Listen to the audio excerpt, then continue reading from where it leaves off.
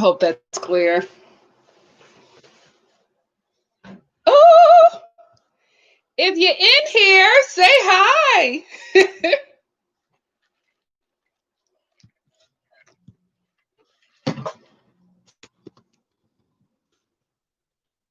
Monique.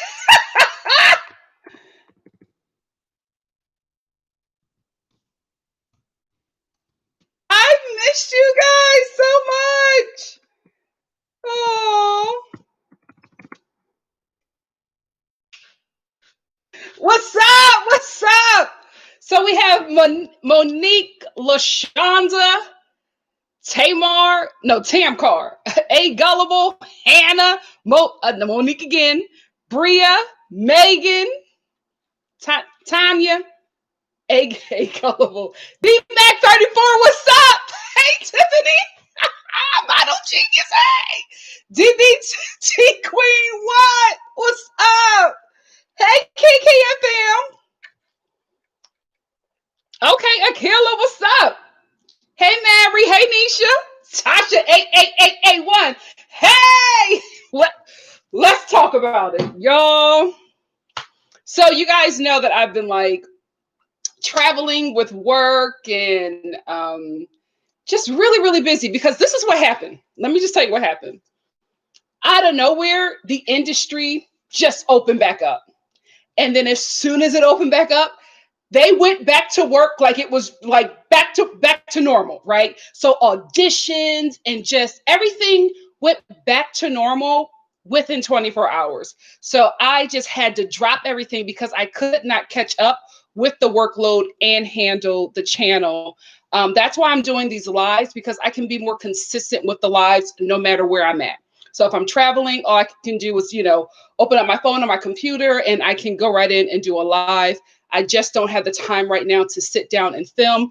When I do, I will, let you guys know. So thank you so much for everybody in the room joining me here on live to talk about, I was going to say 90 Day Fiance. That's tomorrow, to talk about Love After Lockup. Let me get my notes. Hold on. Oh, guys, look, my back. Oh, you can't see it. But my battery case finally came in the mail. Like right before I started this, I got a delivery. Oh, I miss you too, Tamika. Booked and busy. Yeah. Yes. What's up, Laura? Okay. So what I'm going to do first is talk about Love After Lockup, because I missed that mid-season finale, whatever that is. Trump checks. I miss you too. So here's what happened with Love After Lockup. Because of COVID, they had to shut down production. So what they did with this weird mid-season finale is that they had to like scramble to get footage because they couldn't finish the season without footage. So that's why they gave us this mid-season finale, because they need to like do some kind of, Zoom or, in-home iPhone, filming to like keep the season going. And also because things started to open up, like I said, like within 24 hours, they were able to get some of the cast into confessionals. So they decided to pause the season so they could properly wrap up the rest of the season without, wherever they film. I think they film in Atlanta. No, Vegas. No, Vegas isn't open. I think they were doing the confessionals in Atlanta. If they were doing the confessionals in Atlanta, Atlanta is open up for productions, thanks to Tyler Perry. So if they were doing it in Atlanta, they were finally able to get like in-person confessionals. So I think that's why they paused the season, so that we can have a season that won't look so janked up like Real Housewives of New York. Thank God they were able to get back into the studio, because their confessionals looked a mess. So thank God they were finally able to, get back into the studio, because they needed it. Those women do not know how to work iPhones. D, where are you? It's 7 a.m. I'm gonna call you Miss Khan because I do not want to pronounce your name. Hey girl. Is it Zabita? I hope I'm saying it right. Shonda and Ty Rice. Yes, Laura. Well, here's what I want to ask you guys. So I was planning on doing a Real Housewives of Potomac live right after the show. However, I'm on the West Coast. So for me, I would start my live at 10:30, but for a lot of you, it will be 1:30. How do you guys 1:30 a.m.? Let me know how you guys feel about that because I plan on doing tomorrow Happily Ever After. I think for the West Coast, it will be 7. For the West Coast, I'll probably do it at 7:30. And for the East Coast, it'll be 10:30. And then right at 10:30 on the West Coast, I'll do Potomac. So Happily Ever After in Potomac will be filmed tomorrow. I just don't know if you guys are okay with the time. Let a girl know. Let a girl know about that. What's another review that I have coming up? I'm going to do Roni on Monday. Roni and Real Housewives of Beverly Hills. I'm going to do a live for that. So we could talk about that. I'll do that on Monday afternoon, like around 2 or 4 or something like that. So let me know what you guys think about those times. Hey, basically Brittany. Hey, Chanel. Hey, T. Wendy. What's up, Butterfly? Ordered Steps. Yes. How are you? So yeah, that is how I'll be posting tomorrow. And then I will upload it and like check my posts. A lot of you guys check my posts to see when I'm posting stuff. That's the best way to figure out what I'm, doing throughout the week. So anyway, I'm going to wait. Should I wait a bit more or get started? Let me get started. You're going to watch this anyway.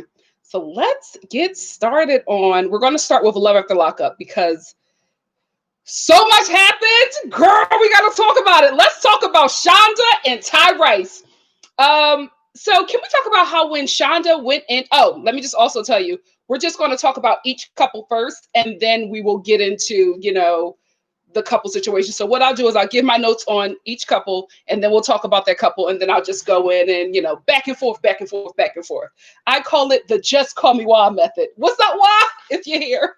So let's talk about Shonda and Ty Rice. Shonda did not, when she finally was about to get on the bus to go wherever she's from, to her halfway house, she did not want to kiss Ty Rice. Did you guys see that?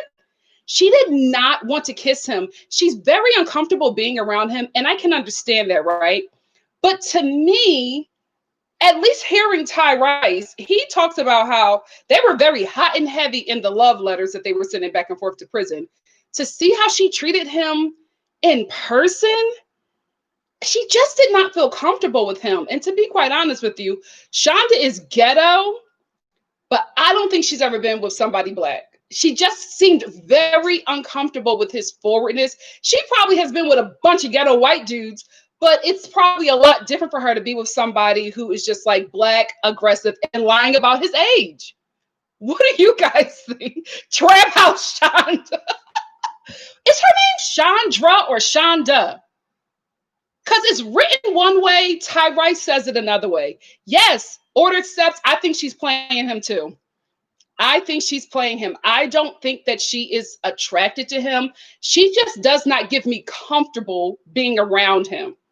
That kiss was so friendly and forced. What y'all got to say?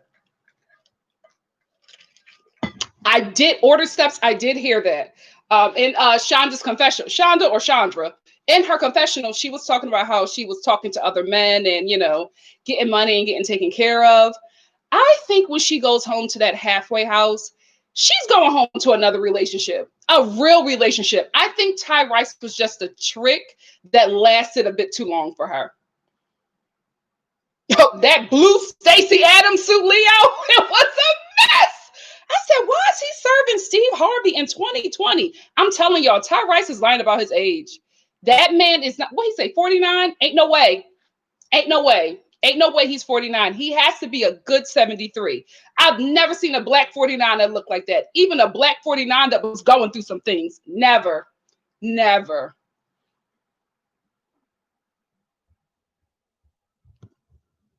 Trap house. Basically, Brittany says, yes, scam. I knew one of them was going to go ghost. Yeah. She did say she had other dudes. Would you kiss Ryan Gosling if he's in that blue suit, D? It's Ryan Gosling, of course. Okay. Oh. Yes, Laura. He saw the Lord's hind parts. I love y'all. Yes, looking like an unk at 49. And I think those pictures that he sent her were like a decade, before. He does not look like the same guy. But he does like a brown. You know what, Claudia? Claudia just says something that makes a lot of sense. She says, but he does like a brown drink. Remember what you said about that? That's very true. That is the only thing that will age Black people. Not even crack. Not even crack will age Black people like brown liquor. I've seen a lot of people bounce back from crack, not that brown liquor. So that may be it. 73, 61. No ordered steps. He has to be 73. Anyway, oh, yes. The one thing that I noticed that like I could not get out of my head was the way Ty Rice, when he was giving Shonda money, the way he was shuffling those same $20 bills. When she said that he gave her 200, I was like, really? Because it looked like he gave her 60 and he kept on shuffling it like it was a lot of money. And I was just like, oh, we can see those 20s, Ty Rice. That is not what you're trying to make it out to be. He had it all folded up and tight and was shuffling, 20s back and forth between his hands. And I was just like, are you trying to make this $1,000? Because it's giving me 60. That blue tricking suit. That blue zoot suit. That's what it is. Hey, Shantina. Hey, Violetta. He's the blackmail Angela. Just delusional. Yes, model genius. Moving money like an old man. Yes, I'm telling you guys, Ty Rice is not 49. Ain't no way he's 49.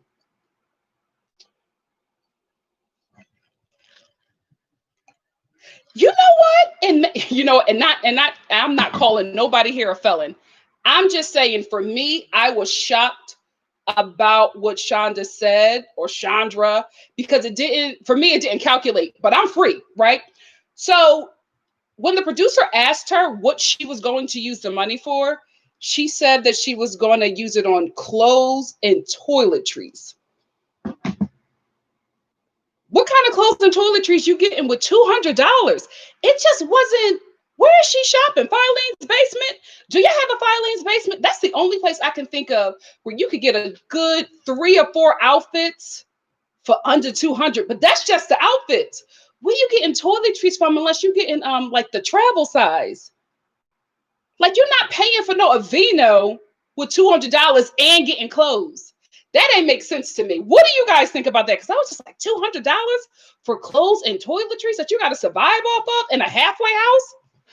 Something make sense. The Goodwill, maybe? Shonda don't give me Goodwill. Walmart, absolutely. I know she's in that Walmart on a daily basis. But Goodwill, Goodwill don't sell the boots with the fur. That's what she gives me. You can get a good amount of stuff, Violetta, like outfits. She said she was using it for clothes. And I was like, how many outfits?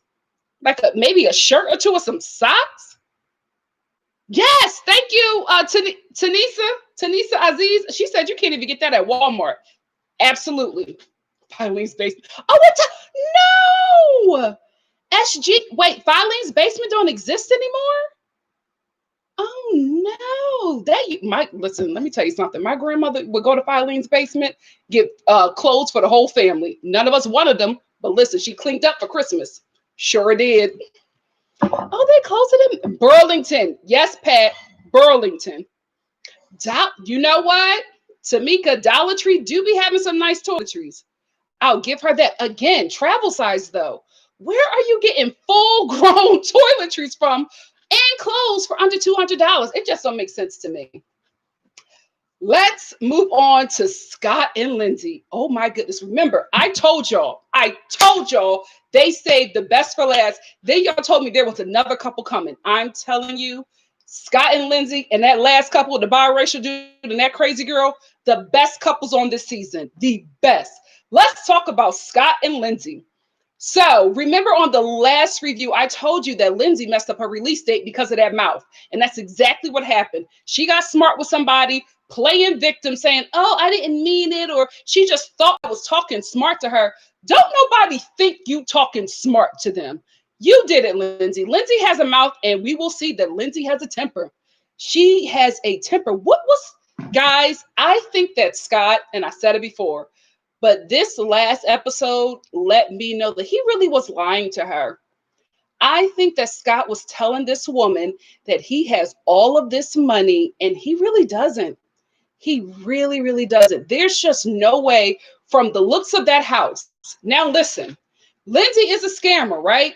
We've been knew that she was scamming from the beginning. However, Scott scammed her right back because that house was dilapidated, holes in the wall. Remember when we saw the house? He had that person walking around acting like they're going to fix it. Remember his budget from $1 to $1,000,000? Liar, liar. Because we see this home and it is torn to shreds.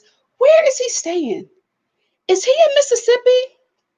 If he's in Mississippi, that home is not a lot of money. Do y'all know where Scott and Lindsay live? Oh, child, forgive me. Let me catch up to these comments. I've been talking and you guys are talking too.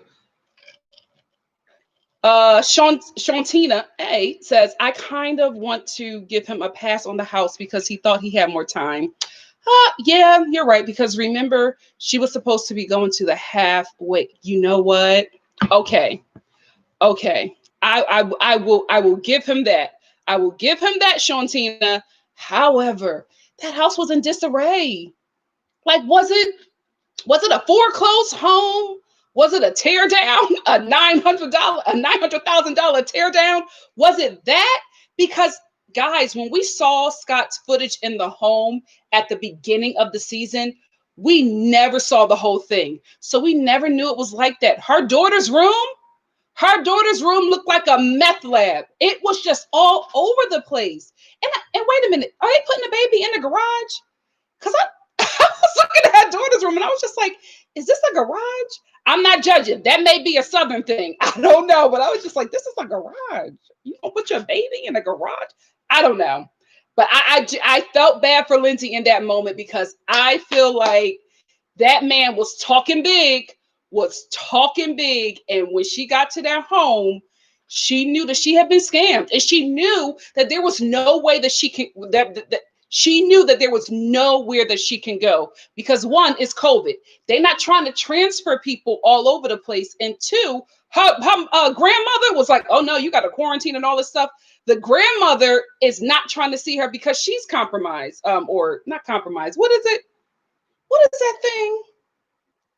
Immune compromised, yes. So the grandmother is like, you can't stay with me either. So I don't know. I just felt bad for Lindsay. I was just like, girl, I know you scamming.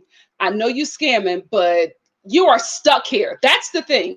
She's stuck here. Hey, Shoonie Poo. Lindsay is stuck in that situation with Scott. There's nothing that she can do because it's COVID. They're not trying to like get to, making sure a prisoner or a felon, an ex-felon, is in a better living situation. Not when the world is in a pandemic. So she's stuck there with that man. And from the looks of it, she might be going back because she is beating on him. Did y'all see what she beat up on? This is not funny. But when she lost it and was acting like she was about to punch him, then jumped back and fell to the floor, I was just like, oh, we got to have the cameras in that house every day.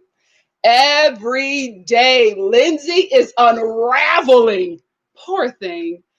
Who was the scam queen that I told y'all? She was on last season, and I told you guys that she needs to run a scamming seminar. What was her name? The dude that she was messing with was Scott too. He was a dude with no front teeth that, eventually got on crack. It's so much crack and meth in this show. Jesus, there's so much crack and meth on this show. But what, Lindsay, is it lit? No, Scott and Lindsay. I missed you too, Yolanda. What was her? Lizzie. Oh, wow. So Scott and Lindsay and Scott and Lizzie. Yes, Lizzie. That's who Lindsay needs to talk to because Lizzie had the whole game running. I feel so bad that she had an addiction because homegirl said she was able to scam up to $1 million in prison. $1 million in prison. Who, girl? Who? Teach me. I will take that Zoom seminar. That's who Lindsay needs to talk to. Yes, Lizzie was about it, Ryan. When the teeth flew out of Scott's mouth, memories. And rolled down the hill, Tamika. Remember, he had to go into the ditch to get his teeth. This show is so good. This show is so good. Yes. Yes, D. They got all the tea. Yes, I do have the best fans. I love y'all. But I don't do the fans thing. That's weird. Subscribers. Family. That's weird. What else did I want to talk about? One of my notes is Lindsay's face when she walked into that condemned house. Seriously, I get that he did not expect for her to come home at the time that she did, but they have been dating for. This is all I'm gonna say. They have been dating for a while. He had, oh, I love you too, a gullible girl, and thank you so much. Is this my first super chat? Yes. Thank you so much, a gullible girl. But I think that he. Oh shoot, what was I talking about? Did I just lose my point? When Lindsay's face. Yes, I got it back.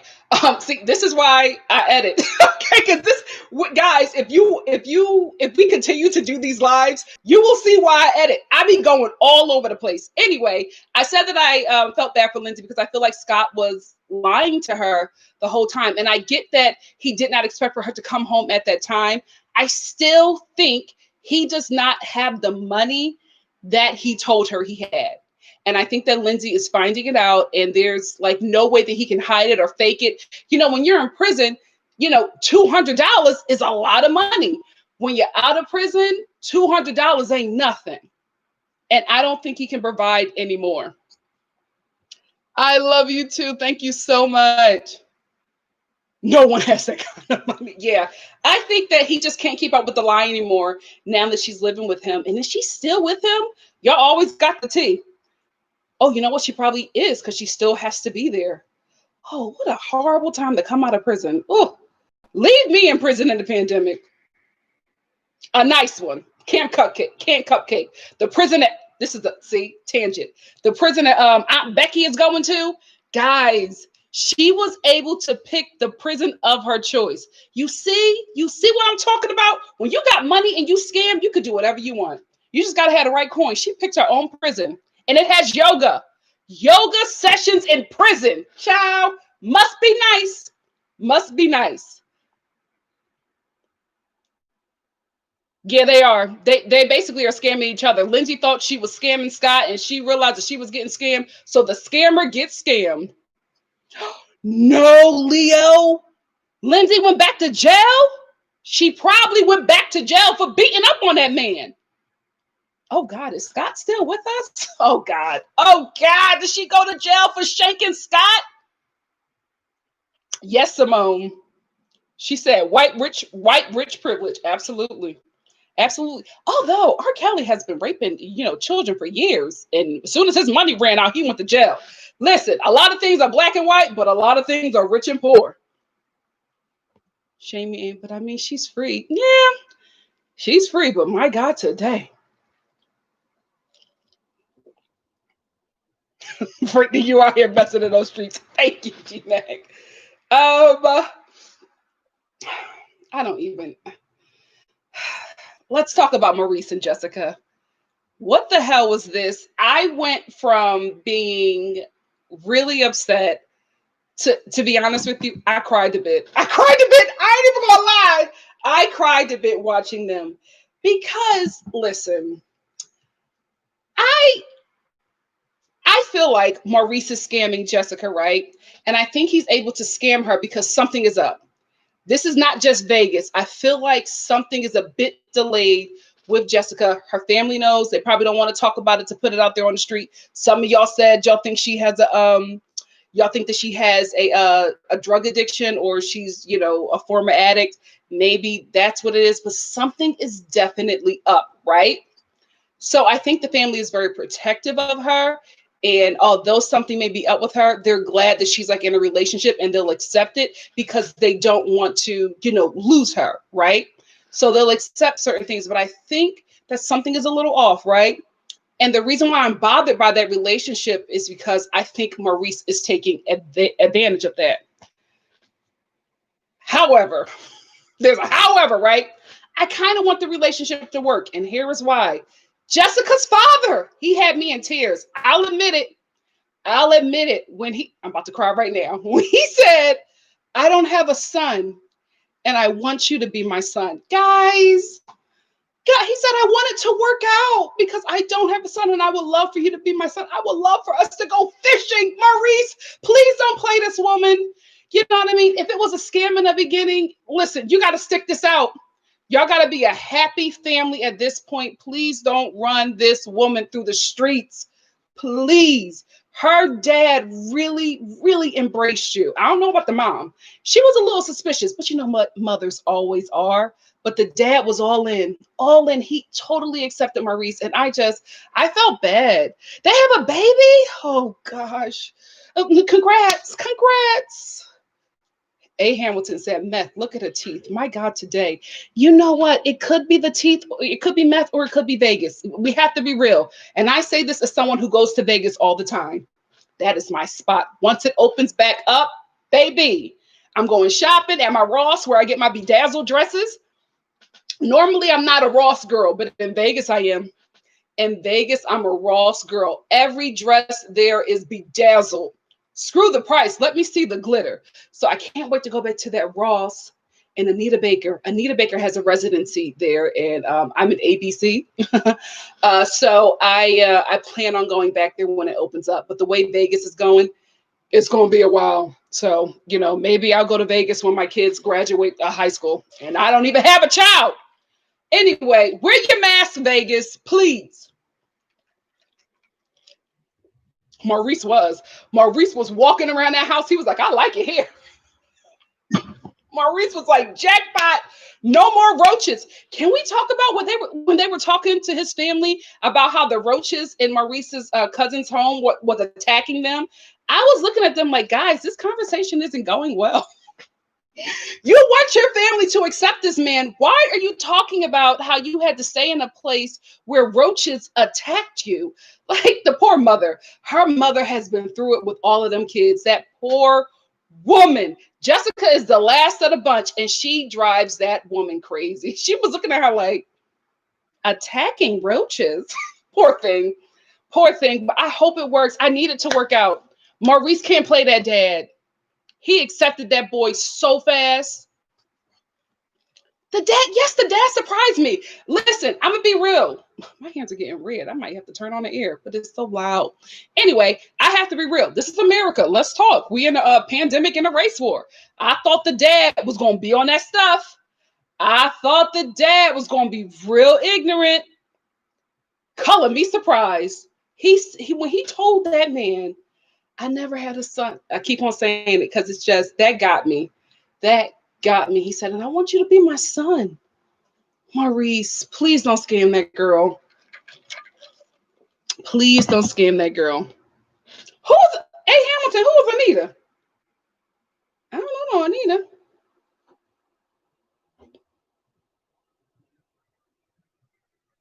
Oh, Ryan, listen, Vegas is great for the shows, but like to visit, and I told you, I have a friend that lives out there and it's really, nice, but 3 days for me and I'm out. Like, go home, y'all spreading the virus. Yes, I'm respecting Vegas, Ryan. I am respecting Vegas. But as soon as y'all open up, I'm back, girl. I'm back. Harriet Turner, I thought your name was Harriet Tubman, and I got mad excited that Harriet Tubman was on my line. Oh, God. Kristiana and John. She back in prison, right? She back in prison. I think when they come back from the mid-season finale or whatever, when they come back from that, I think Kristiana is going to be back on drugs. Guys, weren't we so happy for her? We were so happy for her. Oh, poor thing. We were rooting for her. She's back. I think when we come back, she's going to be back in prison because she probably got strung out again. And I felt so bad for Kristiana, but I also felt bad for her mom because you remember in the episode before the season finale or the mid-season finale, She looked her in her face, breathing machine and all. And she was just like, is this it? Are you done with the drugs? Like she had, child. I'm messing up my electric with this damn live. Y'all better appreciate it. Give me some lights. Shoot. Anyway, I just felt bad. I felt bad because I was rooting for Kristiana, and I know that her mom is like probably heartbroken. And Kristiana has a terrible, terrible partner in John. A terrible partner in John. I said it from the beginning. The man is scamming being Native American. He's scamming wanting to be in this marriage with this woman. He's probably on the show for attention. But I just feel really bad for her. I feel really bad because I felt like, well, to me, it appeared like she really wanted to change. And then she got caught up with this scammer who does not care about her. Everything that John has done for Kristiana has been for him. Like even when he got her in trouble with her PO. Remember, is it the PO? I don't know what them people are called. Thank you, Toya. Thank you. It's my second super chat. Thank you, Toya. She said that I'm amazing. Thank you. But I don't know what it's called. But remember when they went to that diner because John wanted to go and the guy followed? I didn't even know they did that. I did not know that they followed them to make sure. Well, I understand, but when I saw that, I was like, oh, they follow you to make sure you're working? Child. Prison to prison pipeline. It's just a cycle. It's just a cycle. Poor thing. Who else was on there? Oh, wait. Hold on. Guys. Hold on. Guys, I think I just deleted my notes doing all this damn talking. I think I deleted my notes. Hold on. Technical difficulties. Nah. I didn't. Who else? Destiny and Sean. I don't have anything to say about Destiny and Sean but this. Destiny is a criminal. Mother got 589 felonies. I don't know why Sean thought that this woman would be a good housewife. I was not surprised that she beat him up in his car. I was not surprised. 589 felonies. How is she still like walking around? She don't got no money. And I don't care what you say. Even white people get locked. Like, you can't tell me. You cannot tell me. Thank you, Miss Cindy. You cannot tell me that this woman with 589 felonies is just getting out because she's white. I can't buy that. I can't. Destiny is doing something. Either she's going to overcrowded prisons or she is a model prisoner in prison. But 589 felonies and she's still walking the streets, not feeling like she can go back. Like she is on probation and she beat up Sean on national TV.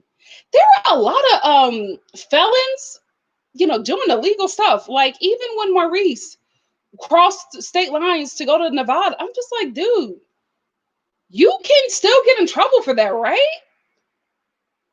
That was really weird to me. Really, really weird to me. But I'm not surprised. It's Destiny. It's Destiny. Let's move on from Destiny and let's talk about Dylan. Yes. Dylan and Heather. Oh, wait, let me see what y'all said about Destiny. Yes, Gullible, she really beat him up. On camera, Violetta. Who can kiss that money goodbye? Me. Who were you talking about when you said he could kiss that money goodbye? Who am I exaggerating about, Megan? You know what? Model Genius, I'm going to be honest, because Model Genius said she's still mad at Sean for buying Destiny a $2,000 to $3,000 ring while his kids are shopping at Plato's Closet. I don't think he actually got that. I really don't. I think that was just a scene that he did. I don't really think that Sean got that ring. That just,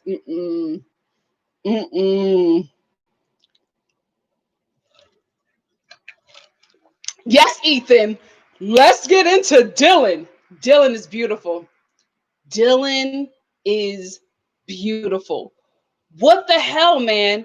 He so could have been a successful Model. I think his family is jacked up. I think Dylan probably comes from a jacked up family and really did not have the proper guidance, because I can see him. He gives me what is that?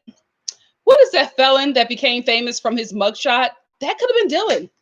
That could have been Dylan. He has the looks, he has the cheekbones, beautiful lips. That mugshot with his like curly hair all over the place. I was like, oh, okay, I see it. Now this is a love at the lockup. Because when I saw Dylan, I was just like, you know what? I probably will be putting money on his books. I'd probably be on this show waiting 5 years. You know what I mean? Like Dylan is that fine. He's that fine. You know what? Yes, Amber Matthews said she is genuinely concerned for Heather. I am too. When Heather revealed her story about how her parents sent her away because she was a difficult child, I think when people say that their kids are difficult, I think they mean that they're just teenagers. What teenager isn't, I won't say difficult. Oh, thank you, Elle. Thank you so much. Speaking of prison shows, have you seen 60 Days In? You're such a burst of sunshine, and I love your channel. Thank you, Elle. Thank you so much. I have not seen 60 Days In. What is that? Is that about being in prison for 60 days? Child, I'm already traumatized by what's going on in the world. But when Heather revealed her story about how her parents sent her away to like a camp for troubled children, and she was raped there. She was raped there, and has a really tough time trusting people and letting people in. And Dylan was one of the first few people that she let in. I became very concerned, right? Just from her telling that, because she put a lot on a man she barely knew, right? And then when she sees Dylan is fine. I'll give her that. But the way she was acting towards him. Thank you, Latoya. Thank you again. But the way she was acting towards him with she was biting his chin and like breathing on him really weird and biting his chest. And she has like 4 tattoos on her body of Dylan's name and in different languages. There's a problem. Even Dylan said that it was very obsessive. Very obsessive. And I feel bad for her. I feel bad for her because there's something, I won't say something wrong. She's hurt. There's a lot of pain there. And I think that she's putting a lot on Dylan, who is probably not prepared for what he's about to take on with Heather concerning the show. Because I honestly believe that if they were not filming the show, Dylan would not be bothered with Heather. That's what I believe. What y'all think about Dylan and Heather? Ethan said, I died when Heather admitted to meeting Dylan at a party in the shower. I don't believe that though, Dylan. She saw that man. She's probably saw him go in the shower, and she probably made it set it up like, oh my goodness, I'm just going to run into him. Heather gives me that. Heather gives me that she, accidentally walked in on Dylan. Heather set that up. She wanted that man and she went after him. I'm getting the feeling that Dylan can't leave Heather. Not alive.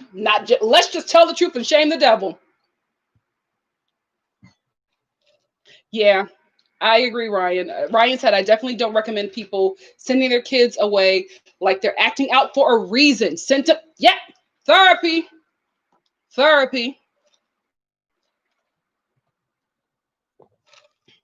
Danger, Will Robinson, danger. Yes, D-Mac.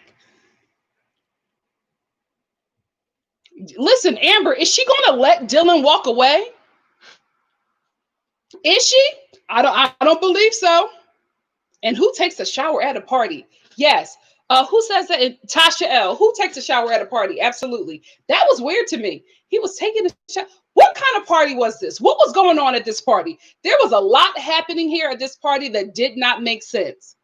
Was it a acid party? No. What does Dylan sell? What was he selling? It's the pill that gets you high and makes you horny. Ecstasy. It probably was an ecstasy party, because I heard you get really overheated. So Dylan probably was, trying to come down from that ecstasy. Something happened. Something at this party was a little off. And Heather ain't want to tell us the truth, T. But we'll find out. We will find out. Yes, get free, sir. That poor dude. That poor dude. Um, that's all I wanted to talk about. I'm very excited when we come back for that season. I think that Dylan and Heather are probably going to lead that show because we have not seen a lot of them, and they have a very interesting story. And unfortunately, the interesting thing about their story is going to be Heather and her obsessiveness. I feel bad. I really, really do. It's going to be good TV, though. Let's be honest. It's going to be great TV, but yeah, we're probably going to see Heather get her heart broken because guys, she has not slept. When she sleeps with Dylan, my God, today, she gonna go berserk. She has not slept with this man. Soon as she walked up to him, she's turning around, giving her his behind. Dylan was a little afraid of it. Somebody said that they think he likes men. I'm not saying that, but I'm saying that she was a lot for him to take on right out of prison. And then the biting of his chest on TV. Oh no, girl. Never let a man know he got me like that. Girl, Dylan, like D-Max said, run. Run, buddy. Now let's talk about Life After Lockup. I'll get to it later, but Brittany, oh God, our girl Brittany, y'all know I've been rooting for her since she came on this show, and she deserves better. Let's start off though with Angela and Tony. Angela and Tony, I'll review them, right? But I'm just gonna be honest. They're scamming. Like they don't really have anything going on. So they're trying to fake it. You know, Angela with the why did you do this to me? With a cigarette and all that. It's like, girl, at this point, you're playing a character of yourself. Tony is a terrible actor. Why are you upset at me for? I just wanted to come over and say that I love you. Put down the shovel. Oh, get off on my trailer. All of that, girl. I'm not buying it. I'm not buying it. They're terrible actors. It's horrible. I can't. I can't. So we have this whole thing where Tony is cheating on Angela again with meth prostitute. This show is so insane. It's so insane. When this lady's, her line is, oh, he's cheating on me with meth prostitutes and hotel rooms again. You really said that out of your mouth. About your husband. Insane. This show is insane. Oh God, yes. Yeah, they're absolutely fake, Leo. It me said I can smell Angela and Tony through the phone, through the screen. Let's talk about how we opened up with Angela with a filthy. What the hell is up with these shows and like filthy toilets and stuff? 90 Day Fiance does that too. That's some sick trauma porn that they try to do because they know that that's going to get like a grossed out reaction from people. We do not have to open up with Angela's soiled. What was it? Bruised? There was like what was it? Like pieces of the toilet was like chipping off of the. How long have you had that toilet seat, ma'am? You are not supposed to keep a toilet seat for a lifetime. Not even a toilet. How long has she had that thing? I was like, is the paint chipping? The paint is chipping on your toilet seat? You've had that for too long. I gotta move on. That her whole trailer is just filthy. It's so filthy. Her scenes made me so sick. You got a chipped toilet seat and you trying to get another man? Priorities. Priorities. Like, how are you trying to have sex with a chipped toilet seat? I can't. Let me go to the comments. A new felon. I will say this about the new man because Angela now has a new guy that she was crying about. I will say this. I think that she may have real feelings for this new guy, but I also think that it could have been any guy. I think Angela has this thing where, and I think it just comes from low self-esteem, where she doesn't feel like she can get a guy that she really wants. So she goes after men who are in destitute situations so that she can be treated the way she wants to as long as she provides. So she'll hold freedom over their head. She'll hold housing over their head. She'll hold money and, food over their head. Even a chipped toilet seat. A chipped toilet seat is better than the prison toilet seat. But if you ask me, it's the same damn thing. Anyway, she holds those things over their head so that she could be treated the way she wants to be treated because she doesn't feel like she can get that. However, Trailer Park Jerry Springer is right there. I don't know if we're going to see him on this season, but he loves her. He loves her. He was about to get beat up by Tony and his best man with the gold teeth, the raggedy gold teeth. He was about to get beat up by them because he loved her so much. And I think she just needs to go with that. But I think Angela doesn't want that. She wants a certain type of dude, no shade, ma'am, no shade, that she just can't get. And she can only get them by holding things over them. So she's the one who searched for prisoners. Because my mom was like, how she got another prisoner that she's dating? She just searches the internet for prisoners? Yes. Yes, she does. Angela knows what kind of man she can control. And it's, prisoners and ex-felons. Yep, that's all she goes for, Ryan, is guys in jail. Elle, she's absolutely I can fix him type of person. And she's I can control him type of person. Yep, model genius, buying attention from convicts. Yep, because she has no real self-worth. Yes, listen, let me tell you something. A simple thing in your life can change how you feel about yourself. I'm telling you, Angela, if you go to Target, not Walmart, you got to want better for yourself. If you go to Target and get a brand new $9 toilet seat, your outlook on your life will change. That's just the feeling of sitting on a new toilet seat. You'll start to feel like you deserve better things, better men. Then the next thing you know, you're actually putting bleach on your floors and cleaning up the crud on your walls because you have company coming over, a camera crew. Maybe clean your walls. Throw some bleach on the wall. They got it in the spray bottle now. Throw some bleach on there. Scrub it down. Put a little paint on the wall. Clean your door. Why does your door look like that? Wash it. Just wash the door. It has nothing to do with money, ma'am.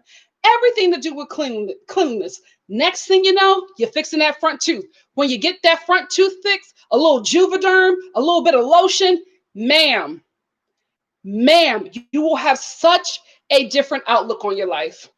That's all you got to do. A little bit of bleach, a little bit of Juvederm, and a new toilet seat. That's all she has. Three things. If you can't afford the Juvederm, because I understand Americans don't have health care, okay? If you do, you're scamming. I'm joking. But a lot of us don't have health care, right? Lotion. That's it. You got everything you need, mama. Your life will change. You will want better for yourself. Who said she's 40? Lies. Ain't no way. Is Angela still lying saying that she's 40? I meant every word, Megan. Every word. You know what, Jackie? I don't like to come at anybody's, degree, but a master degree in mental health. No shade to ITT Tech. I think that's probably where she got it from. Either ITT Tech or Satone. No shade to any of those places, but I think that's where she got her stuff from. The house is nicotine brown. Yes. I'm like, you have a film crew. How was she raised? Because I know the house can be messy, right? You're living in a place, so it can be messy. I get that, right? I honestly get that. But everybody was raised when company comes over, your home needs to look like a hotel, not a motel, a hotel. A 5-star. We're serving Ritz-Carlton over here, okay? We're serving Four Seasons. Why are you serving Motel 6? And a camera crew is coming to your home. You saw that filthy door. When they said to you, oh, we're going to film this scene of the toilet, I would have been like, can we wait to shoot this scene? I'm going to run right down the street to Target and get me a new toilet seat. The world not going to see my trifling home like this. Why did she just let that? I'm not judging. I don't know. Maybe it was the way I was raised. Thank God for my mother. I just couldn't believe that she let them film in her home like that. It was so filthy, and she was so comfortable. I'm telling you, a new toilet seat, girl, it will change your life. I can't. I saw that home guy. I saw that toilet, and I was just like, oh, so you let them do this? They didn't sneak and film in your bathroom. You let's move on. I done talked about this fake couple too long. Oh, I will say this though. For Megan, Michael, no, just for Michael and Sarah. I miss Megan. I miss Megan in this whole equation. I really, really do. Um, I know. um, you're right, Miss Always. Not everybody was raised the same. Not everybody was raised the same, unfortunately. Um, um but with Michael and Sarah, the reason why I miss Megan is because it gave us another, a different dynamic. You know what I mean? Another part of their story. Right now, I believe we're going to get the same thing. We're going to get the same thing that we got last season for this season. It's going to be the same thing of what was her name? Sarah. Yes, Sarah using the kids to manipulate Michael to love her. Girl, I feel like we are going to keep on telling you that you deserve better. But I'm telling you, on the eve of your 29th birthday, we're not saying it no more. You have to get that this man is playing you. You have to understand that no matter how many children he gives you, he still won't love you. He still won't love you. It's a sad thing to admit, but you have to admit that and you have to move on.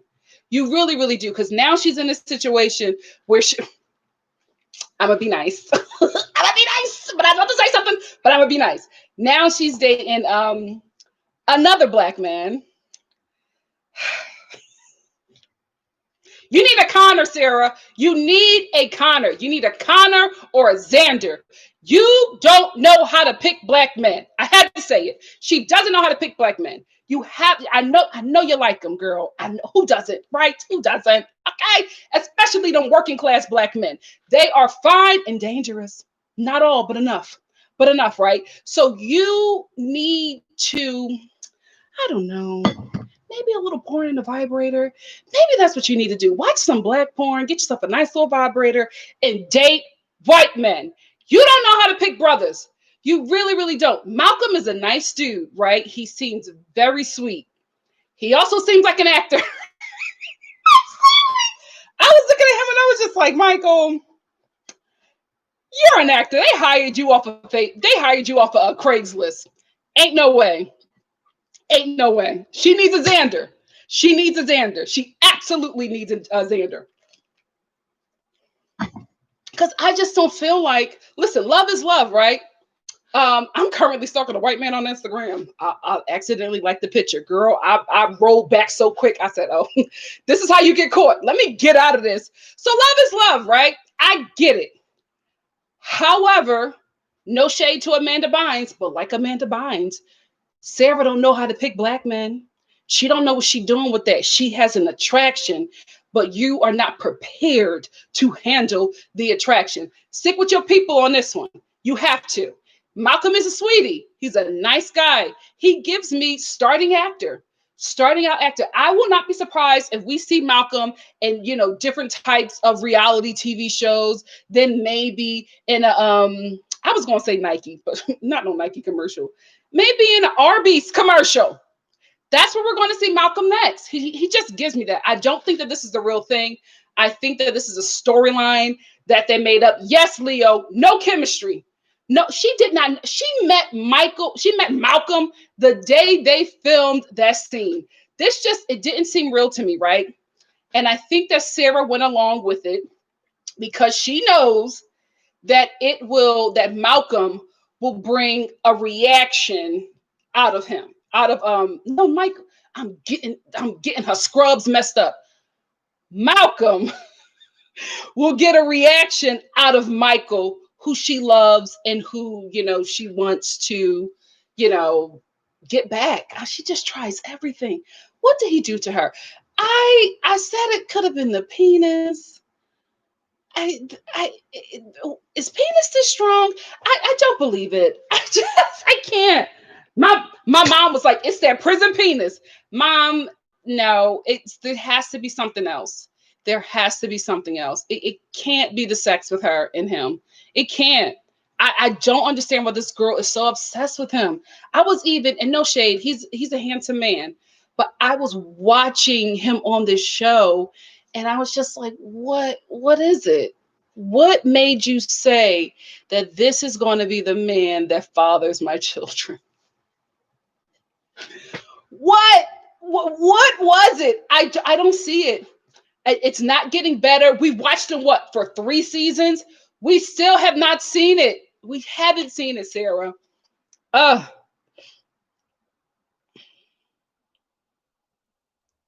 Thank you, Order Steps. Thank you. She sent me a super chat and she said that her computer froze in the middle of the process. Thank you so much, Julie. Listen, Michael is Michael, right? I'm not saying that he's ugly, that he don't know what he's doing with his penis. I just don't know what it is that Sarah sees in this man to make her so crazy. Because I don't think it's a TV show. I think this is her. I think this, because even when she was in therapy, when she was saying all that to the therapist, I feel like her therapist wanted to tell her the truth, but she knew that she was dealing with somebody emotionally immature. Because when Sarah was talking about Michael, about how, she's planning her daughter's birthday and he doesn't help out, and she was getting really upset and angry and, started comparing him to Malcolm. I thought her therapist was going to step in and say, sweetie, we know you're dating Malcolm to, upset Michael. You're obsessed. You have to stop. Here's some, mind pills because you're insane. I thought she was going to say, therapist talk, I thought she was going to say something like that, but no, she just said, ooh, I like how you speak about Michael now. You're angry. She's not angry. She's horny. She is obsessed with this man. Absolutely obsessed with him. And we still don't know why. Guys, y'all know, if y'all been watching me from the beginning, I have made up so many scenarios. None of them work. I don't get it. I don't get it. And I'm telling you, baby number 3 is on the way. God, what if it's twins? Michael is out there raising daughters. Oh my God, oh my God, oh my God, the world is ending. He is out there raising daughters. If she gives that man a son, oh Sarah, if you give that man a son, we're gonna jump you. I'm gonna just be real. We're gonna jump you. Yes, we will. Who's riding with me to where is she saying? Upstate New York. All of NikkiStar TV is rolling up to upstate New York, and we are jumping you. How dare you? How you better. I didn't got myself upset because I feel like she's going to give that man a son. We don't deserve this. We've been through so much. We have been through so much. She's going to get pregnant again. She's going to get pregnant again. Oh my gosh. The only good thing that has come out of these last couple of episodes is that, no shade, but y'all know I'm honest, that Michael broke up with that meth prostitute. What is her name? Rosa or something. She seemed like she was going to be a problem. And Michael, in the nicest way, said that she was somebody that was going to send him back to prison. And she was. You could tell that she was still doing drugs. Y'all done found her advertisement where she was still tricking for meth. Listen, she needed to go home, go to rehab and, finish raising her, teenagers. Don't she have like teenage kids? I think she got a 17. How old was that woman? Maria. How old was she? Was she? You know what? I was going to say that I think she's in her 50s, but it could have been the drugs. It could have been the drugs or whatever Ty Rice is doing. The brown liquor. But she was way too old for him. And I think that she was still out there in that life. I hope she gets out of it because her teenage kids need her. What do you, anyway, Michael and Sarah get me so angry. Because I watched this couple, and I think one day, if I could, if I could figure it out, one day I will film myself watching this with my mom. I was screaming during their scenes. I was so enraged, and I was just like, this couple, why do y'all do this to me? Why does this couple harass me the way they do? Late 30s, no, she's not Violetta. No way. Not Maria. I get that she may be insecure, but I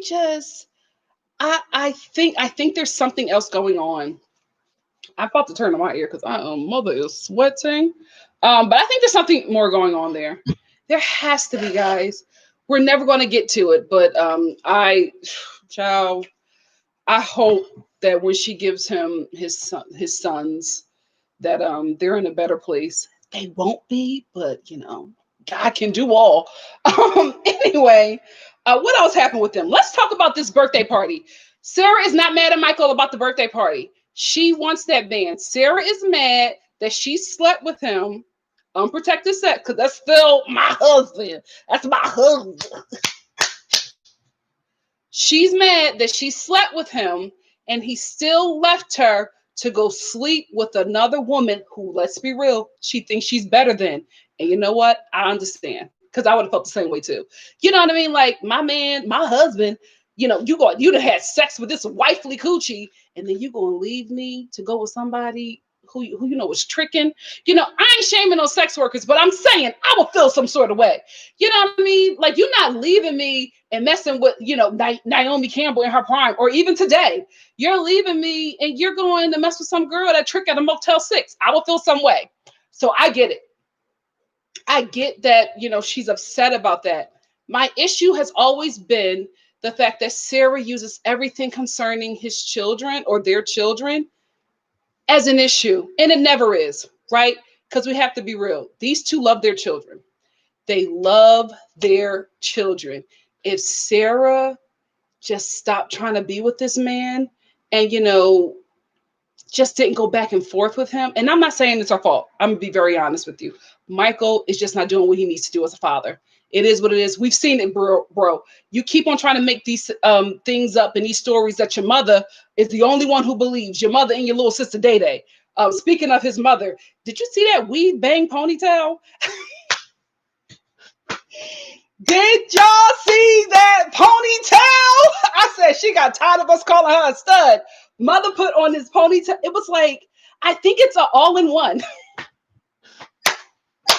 I think it's an all-in-one. I think it's like a bang, and a ponytail attached. That's what I think it is. I think she was wearing an all-in-one. And I think it was it like strawberry blonde? She said, let me tell you something. I'm that girl. Mother got a nice little all-in-one ponytail for you haters. Yes. Because I'm sitting here watching this scene and I'm like, ma'am, last season you had this like low cut and you were dressing like The Rock. Remember when she was or Death Row? Remember when she was just wearing like turtlenecks with gold chains and like a low cut and Tim's? I was like, you look like you about to rob somebody. This season, she's wearing her motherly sweater from Kohl's and she got an all-in-one. I said, yes, girl, come on, all-in-one. The bang! I said, oh! She looked cute, for Detroit, but she looked cute. Yes, Jay, Naomi Campbell is always in her prime. The only reason why I said that is because I think our girl is going to get arrested for this Jeffrey Epstein stuff. I'm trying to stay out of it. I love her, right? Naomi Campbell is my girl, but she got a lot of pictures with that man. I'm not saying that she's involved. I'm saying that she was too close to that man for my comfort. My comfort. Anyway, let me get out of there. So what I was saying about this party of Flint, is it Detroit, Michigan? Where the hell is Flint? Pray for them. Anyway, So Sarah is trying to make this whole thing about the birthday when it really isn't. Because Michael said, I'll show up. When is it? Fine. If she would have said, oh, he's not giving me any money to help me pay for the party, and he's not, he's not going to buy this. He said he would, but he didn't do it. Excuse me. I would get that. That would make sense, right? If he said he was going to do something and he didn't follow through, like he always does. I don't know why she expected anything else, but I will understand that. Her thing is, oh, he's not answering my phone calls. Why does he have to? Why does he have to answer your phone calls? The only thing he needs to be doing in communication with you is sending you cash apps or hitting up your Venmo. That's the only communication you need to have with this man if you are not together and you guys are not cordial. You know what I mean? If you guys are in a situation where you guys can't even talk to each other, that's the only way you need to be communicating right now. You need to send him a little cash app in the text saying, oh, this is for this is how much the cake is. You know what I mean? You need to hit that. You need to hit me with that money by 12 p.m. You could put that whole thing in a little message. Why you got to talk to him? Why are you calling him like crazy? Because you want to hear his voice. Why are you trying to get him to come over? Because you want to see him. You want to smell him. You want to feel him. That's what it is. And it's just, girl, I will ride with you. Even if I don't agree. If you're just honest about it. And she's not honest. That's the only thing that bothers me. Not the fact that she's not honest. That don't really bother me like that. But the kids. Oh, he's a bad father. He's all of this. He's a bad father until he's sleeping with you. Then your family is back together. I can't, girl. I can't. I want better. We all want better for you. And if the actor, Malcolm, the Denzel Washington of the show, Malcolm. Thank you, Tiffany. Tiffany said, is it just me, or is it weird how Sarah wants to bring a random man around her kids when they already have daddy issues? Yes, Tiffany, it's weird and it's absolutely predictable. Thank you so much for the super chat. It's absolutely predictable for Sarah because she only wants, because you don't know this dude, right? You saying, oh, he has sex with me all night. That's why my body is in pain. Malcolm, really? Malcolm is tearing it up like the, okay, Malcolm. Listen, I have been surprised. I've been surprised. Not me, Lord. I'm just saying, Malcolm was mad corny. But you know what? Listen, but I just felt like that was another thing that she said. Oh, my body it's in so much pain. You said that because you want Michael to see that and you want him to get upset and be like, oh, Malcolm beat your body up. I can do better. What? Boy, really? Then why don't you come over here and show me? We all know that game, girl. We all know that game. So all of that is about Michael. You told us that Malcolm lives 4 hours away. Why are you inviting him to your daughter's party? Because if he lives 4 hours away and you're only going on evening dates, ain't nobody in your family, all them people who are coming, know this man like that. So why is he going to show up? One of the only black people there? Him and Michael are probably going to be the only black people at this party. So everybody going to know these are black men you banging. Everybody's going to know this, right? So you know exactly what you're doing. You want Malcolm to get there so that Michael can get jealous. They can exchange words. And this is oh, let me show you. Let me show you what Sarah wants. She wants to be in the middle and be like, black men, stop fighting over me. No, stop. Let's talk about it. Black men, wait. There's more of me to go around. Wait. Stop it. Michael, come down. Go into the house. Stay in there. I'm going to lock the door and lock you away from society until you agree to treat me like the wife I want to be treated like. That's what's going to happen. She wants it. Michael, stop. Don't hurt him. Don't hurt him.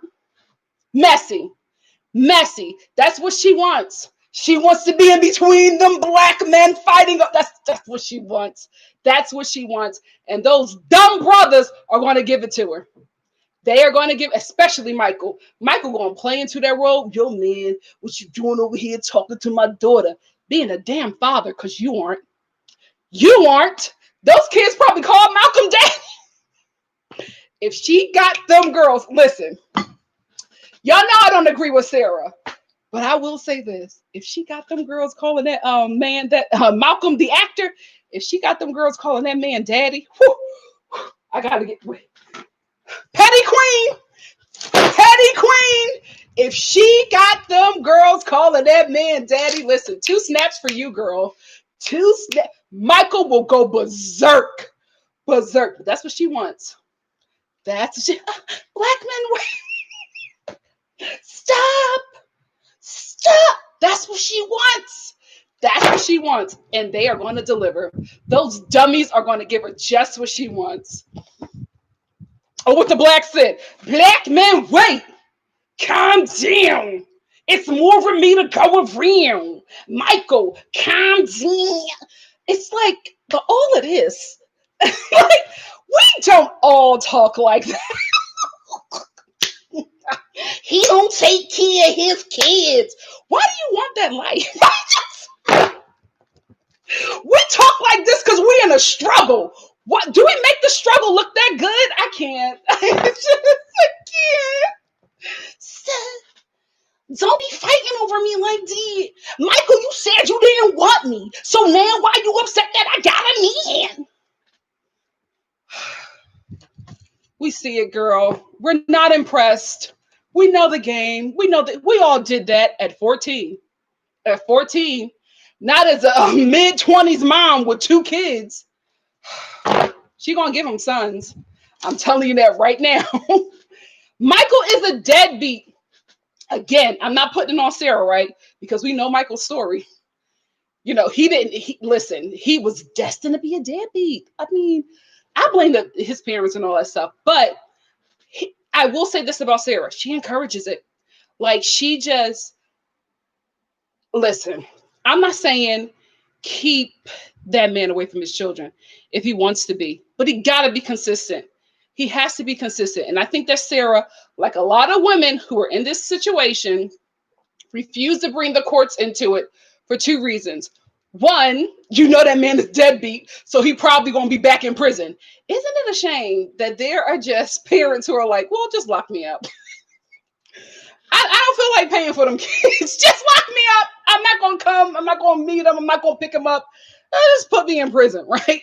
So it's 2 things. Like, you don't want to be the one, even if they're wrong, to bring the system into your relationship with your children's father. Because if you know what kind of dude he is, you know that he's probably going to spend time in the system because he won't abide by what you agree with. So any way you slice it, you're going to be on the wrong, right? Because also you're a white woman with a black husband. So if you get the system involved and he goes back to prison, it's just like, oh, look at this. He married that slave master and look at him now. He shouldn't have did it. So you got to bring the race thing into it, right? Then you're bringing into your children. You're bringing your children into it, because what happens with your kids is that's still their father, no matter what he did, right? That's still, especially when they're young, right? So the dad is going to have these stories of, well, I wanted to be there, but your mom kept on, the system into it and getting me locked up. So I couldn't be there for your birthday party, or I couldn't be there for your prom because your mom kept on calling, the police on me and putting me, and sending me back to court. And she know I ain't got the money. And the kid, you love your dad. So you believe in all of these things, right? Because it's easier to believe that my mom put my dad away than my dad just didn't want to be there. He didn't want to, be in my life. So she can't win. She cannot win in this situation. So she has to allow him to be a deadbeat, right? But on her own terms, outside of the court, she also won't do it because she loves that dude. And she knows that Michael just won't do what he needs to do. She knows that he'll end back up in prison. So that's another reason, right? So unfortunately, she has to make him be a dad. Girl, did you know that he was like this before you had sex with him? Unprotected sex. Michael. Raw dogging Michael. Whew! Upstate New York. But she has to she has to show him how to be a good father, because obviously he never, got that. And honestly, you could be a good person and be misdirected And I think that's just a situation. I don't get that Michael is a bad guy. You know what? I don't get that he's a bad guy. Also, I'm not somebody that he carjacked. I would probably feel different if I was one of the people he, carjacked at gunpoint. So from what I'm seeing, I don't think that he is a bad person. I think that he's poorly misdirected. I think that he has a family that coddles him and does not allow him to accept responsibility for his wrongdoings. Like his mom, his sister, they all encourage this poor behavior. So he doesn't get from anybody that the decisions that he's making is wrong because everybody makes him the victim. So, Sarah literally has to force this guy to be a father when she's still trying to figure out how to be a mother. It's a sad situation. It really, really is. And it's a situation that she can't win. So she's going to have to play by Michael's rules. And she wants to. She wants to, because no matter how much wisdom that Emmy, the kid's real father, gives her, she won't take it. She won't take it. Emmy is literally there to be the voice of the viewers, to be the common sense that Sarah will never take. It's unfortunate. It really, really is. What? Somebody said, who? Ice? What ice got who? Child, I done missed the whole conversation. Who got picked up by ice? Oh, yes, thumbs up. Thank you, Violetta. Thumbs up. Oh, it's 308 people. I never even looked. What's up? 308 people, 127, 128 likes. Let's like. Oh, yes. You know what? We're going to talk about that tomorrow. Because thank you, A Gullible Girl, Larissa. If you guys watch my 90 Day Fiancé shows, Larissa she got picked up by ICE. Listen, I'm not laughing at that, but I'm just laughing at the fact that I was about to say something, and I'm gonna just say it. I feel like Debbie is behind it. Remember, we all thought that she was a sweet old lady trying to protect her son. Then we found out she was the devil. I think this is Debbie's doing. I think I said it and I mean it. And we'll talk about it on Sunday afternoon. I think I might do that live at 2 or 4. We'll see. I'll let you guys know. I'll keep you guys posted. But yeah, keep Larissa in your prayers, because I say nothing to play with. Especially after that report came out that they're doing unwanted hysterectomies. Pray for everybody. If you're not American, pray for us. We need it. We going through. We're going through like Sarah and then some. Ciao.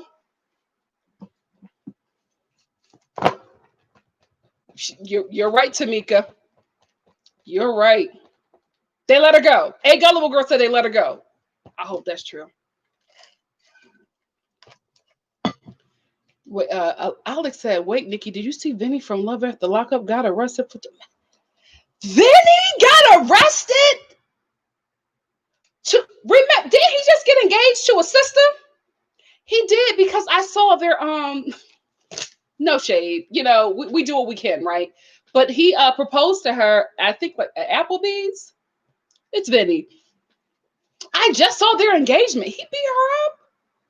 She's a lot bigger than, you know what? Let me mind my business. Yes, Vinny the vet. Domestic Carrabba's. Yes, it was a Carrabba's.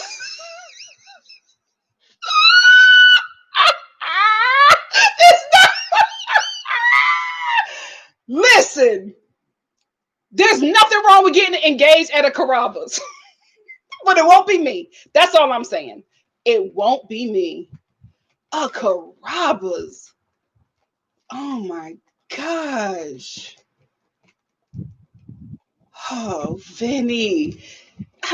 I hate to say it, but I'm not surprised. He gave me, I told you, you can't break up with him.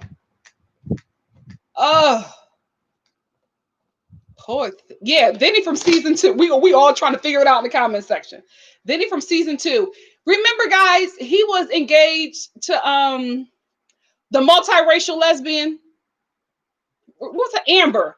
Yes, the one who was acting straight, but none of us believed her.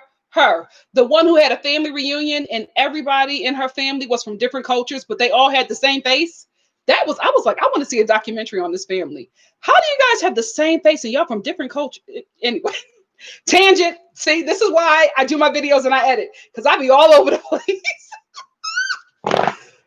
Oh gosh.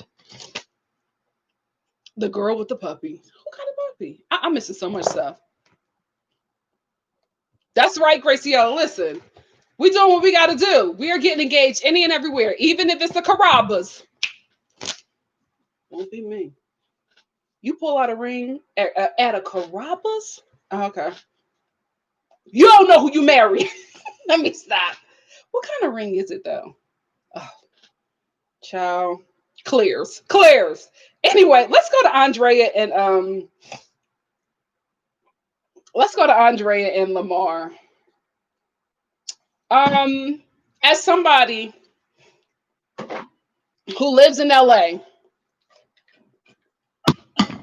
and is not currently on a network, a $1 billion network, I don't know how Andrea and Lamar is living like this. Are they in Watts? Yeah, they're in Watts. Even in Watts, there are some beautiful gentrified buildings that they could be living in Watts. Because especially with that stadium. Wait, is Watts Compton? Rough. It's rough and black, right? However, this home that they are living in, there is no reason for Andrea and Lamar and their Mormon children to be living in squalor.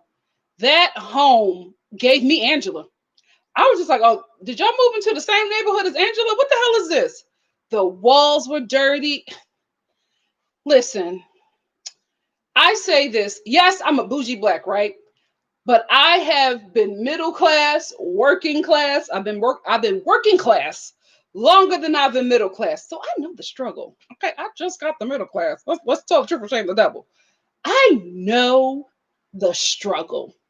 You know what? I just realized I'm working class in Los Angeles. In Philly, I'm middle class. In Los Angeles, working class.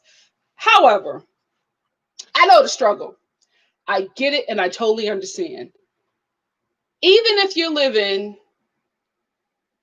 in a not, kept up neighborhood, there's no reason for your walls to have grease stains from you leaning back on your wall with all that product in your hair. That's exactly what it is.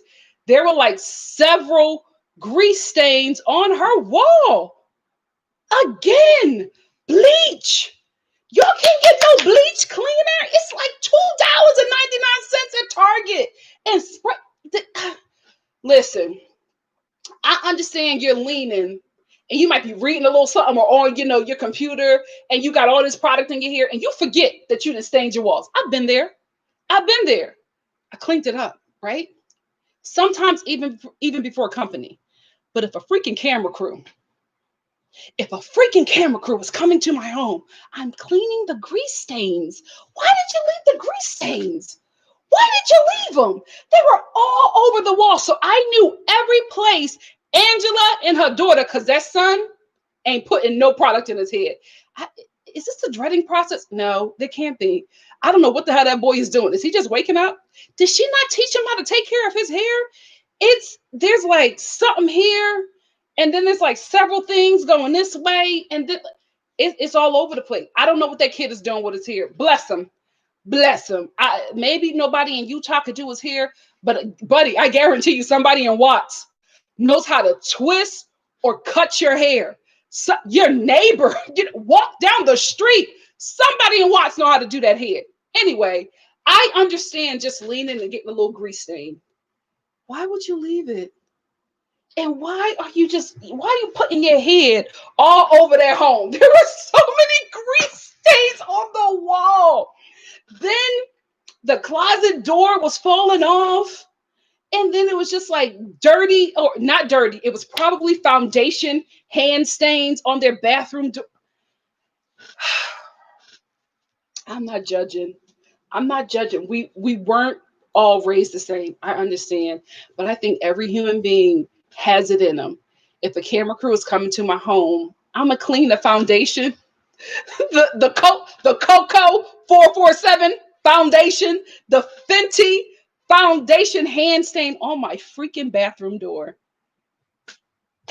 I'm gonna change my toilet seat. No judgment. But I don't understand, guys. I don't understand. They have not only have they been on several seasons of this show, they also, this is the thing. I know a lot of you say, oh, they only make this much a season, right? However, they also do commercials for this network. They also, and I understand that this is after COVID, right? Money has ran out, especially if you don't know how to budget. But Andrea, and Lamar were on this show seasons before COVID hit. How do you not have any money? I know you're making money for appearances. I live out here. There's always some flyer in Inglewood with Angela and Andrea and Lamar doing appearances at this, appearances at a church picnic, appearances at, a Black 50 and up club. They are getting money. You don't have to live like this in Watts. And I feel like they're trying to give us a little 90-Day Fiance kind of, oh, they're really poor, so this is how they have to live. I honestly think they probably film in this apartment and probably, live in a different home. Because, come on, my rent, I wouldn't pay this rent in Philadelphia, but it's Los Angeles, right? You can get something reasonable in Los Angeles that's really nice. Even a home. Homes out here are a lot cheaper to rent because everybody's doing an apartment. And a lot of people here are not staying long term. So you much rather rent an apartment than a home, right? So they're a lot cheaper in the Valley. Andrea would do so well in the Valley. Like, what are you doing? You could be living nice in Northridge. I didn't understand. And I was watching their scenes, and the whole time I was just thrown off by how terrible this home was when it just wasn't necessary. It wasn't like she can pull that anywhere else where I don't know the rent, but you can't pull that in Philly. You can't pull that in Jersey, and you can't pull that in LA. I know the rents. I've lived in several neighborhoods out here. I've been out here for a while. Ma'am, there is no reason why you and your man are living in an apartment. Oh my gosh. Are they on public assistance? Is it Section 8? Are you on public assistance and you're on a TV show? Child, that will be a season. If the government come in and raid, let me stop. But something is up. Something is up. I think that this home is not where they're really living. I'm not buying it. I'm not buying it. And another thing I'm not buying is Lamar taking, his stepson to his cousin? That can't be his brother. His cousin's home where his cousin got shot, and he's just like, oh, this doesn't happen all the time. I feel safe walking outside because I know they weren't aiming for me. Yes, they were. Guys, if you don't know by now, let's just talk about it. Lamar is actively in the game. Maybe that's why they living in that situation, because he can't move out of that neighborhood. Maybe that's what it is, but he is actively in a gang where they are selling drugs and using this music to hide the freaking money. Wake up. Wake up. He is actively in a gang. That's why you always see that brother in blue. If you're no longer in the gang and that's your form of life, you used to be a Crip. Why every confessional, every episode, he draped in blue. He don't wear no other colors. So he's actively in the gang. That cousin got shot because he's still banging in his 50s. Like that's what's happening here. So that whole, oh, I feel safe here and all that stuff. You feel safe here because you probably can't leave. Like, that's where y'all live. You don't get out of a gang, especially in Los Angeles, unless you die. That's why I keep on trying to tell Jessica. Maurice is still in that gang, honey. As long as he has a pulse. As long as your man got a pulse, he in that gang. Maurice, who used to be in a gang, he's not anymore. And he's leaving that life in a damn coffin. You don't leave gangs. So, but he can tell you that. He can tell you that, not that baby mother. Anyway, I think that this whole scene with, the cousin saying LA is safe, it is, right? But not for a gangbanger. So anyway, The whole, oh, let's try the weed and all that just did not seem real to me. It didn't. Still wearing his blue supernatural goddess, still bright blue. Okay, he probably a senior official. Yes, thank you, Vaisha. She says, I hope I'm saying your name right, Vaisha Stevens. She says exactly. Why are they in Compton or Watts? She can come over to the west side. Even on Section 8, she can move to a safer area. Absolutely. Absolutely. There's no, I don't believe it. I don't believe it. You know what? But she is with Lamar. I can't see Lamar in Studio City. Oh my God. Child, maybe you are living in that apartment. But you can fix that up. There are ways where you can fix up a rental property. Not with them fake Dollar Tree flowers. Did you see them planters with those obviously no design style whatsoever. No design style. But I just didn't buy that weed thing where and you know what I don't like, but it's probably the reality. But it bothers me that with Andrea and Lamar, the storyline is she's in a place where she doesn't feel safe, and it's very dangerous because she's around all of these, dangerous Black people, and they're living in a really, poor home. And, as soon as her son gets there, somebody introduces him to weed, and now he's making beats and listening to the hippity hop. Their storyline is bothering me. And I think it bothers me a bit more because I live out here and I know that this is a choice. It's not what they have to do. It's a choice. But I'm saying, even in Watts, you know what? Can a felon get an apartment? It's LA. Yeah. They don't have to live like that. Them Dollar Tree flowers, Leo, they don't have to live like that. They really, really don't. I think it's a choice for this show. I really, really do. Oh my goodness. If she starts dating a dude from Watts, they need a spinoff. That Mormon sister dating a brother from Watts. Good TV. Good TV. Child, I almost got caught up with a man in Watts. Jesus saved me. Who would I have been? Andrea. I would have been Andrea. Child. Told you. Working class men. Dangerous. Dangerous. Yeah, that was the only thing I wanted to talk about with them, because I just was like, you don't have to live like this. You don't have to live like this, especially when bleach spray is $2.99. Or you can get the Fabuloso from the dollar for the Dollar Tree. Sometimes that's not $1, it's 99¢. That's a choice.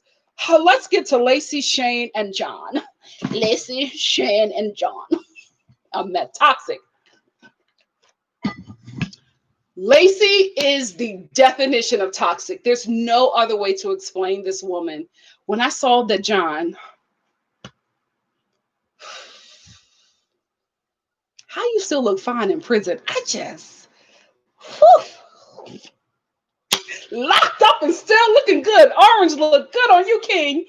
Anyway, when I saw that he was back in prison, I was like, oh God, is my baby back out there on that meth?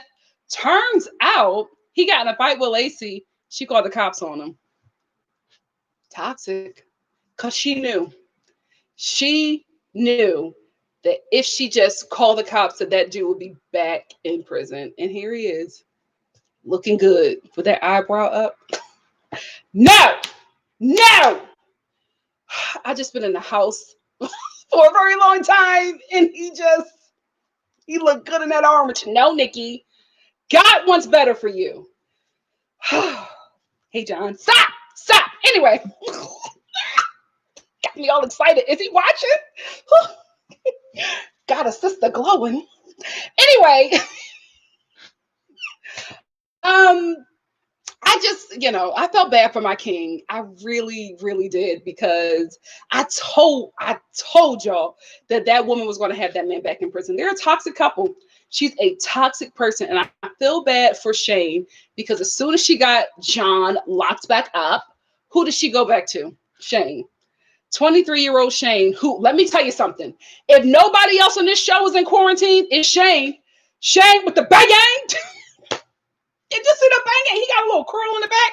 I said, "Oh baby, that's not a look for you. That is not a look for you." But obviously he's quarantining because oh my goodness, Shane looked rough. He looked like my eyebrows. Keep guys, look at this. 6 months. What? There's no direction. I don't look like myself. What the hell is this? It. I can't pluck them anymore. I'm looking like Shane in the eyebrows. That's it. That's it. That bang. I said, oh, and then did he curl it? Did Shane curl that bang? Anyway, the bang.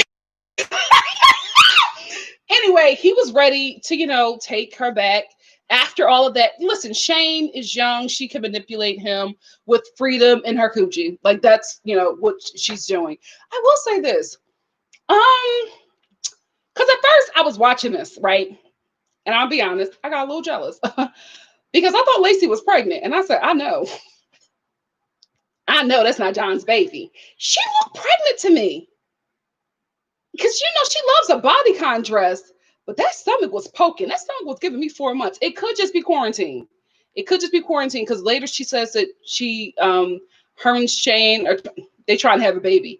How did you? I can't.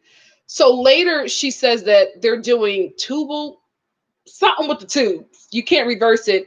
It's too expensive to do that, but it's more affordable to do IVF. So that's what her and Shane are looking into because she can't, reverse the tubes. Now, this is the thing. Either she is already pregnant and they're doing like a lot of reality TV shows.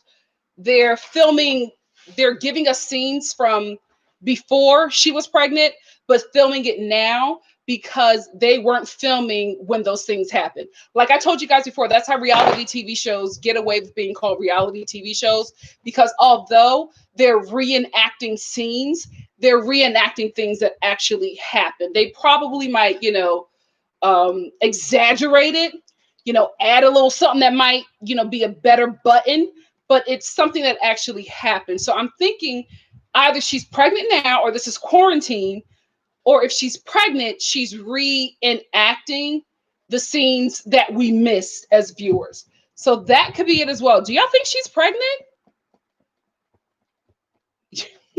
Thank you, Tiffany. Tiffany said, thank you, Tiffany Sparks, for the super chat. And Tiffany also said, did you notice how as soon as her kids got there, she says she's ready for her dad to take them again? Someone called CPS. Listen, I love that her father is always ready and available to watch her children. My only concern is that he never seems sober.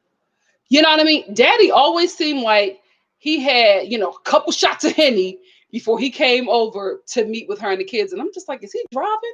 That could just be how he is, but he's always like, I want my daughter to have somebody better. It could be that that's just where he's from and that's how he talks. That could be it. But I have never seen a scene with him where he seemed sober to me. That's just me. But I could be wrong. Yeah, the tuba reversal. Yeah. DeWay, I hope I'm saying it right. DeWay says she is pregnant. No, Eartha Kitt. Hey, Eartha. Eartha Kitt said that pray for Tracy. She fell back out on crack. Lord,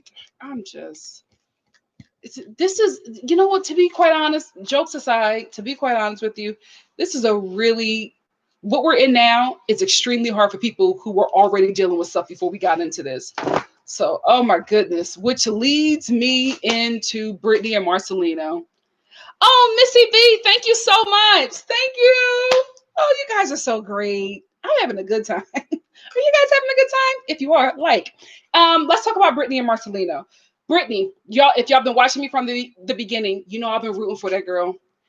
Because I felt like she really wanted to have a better life.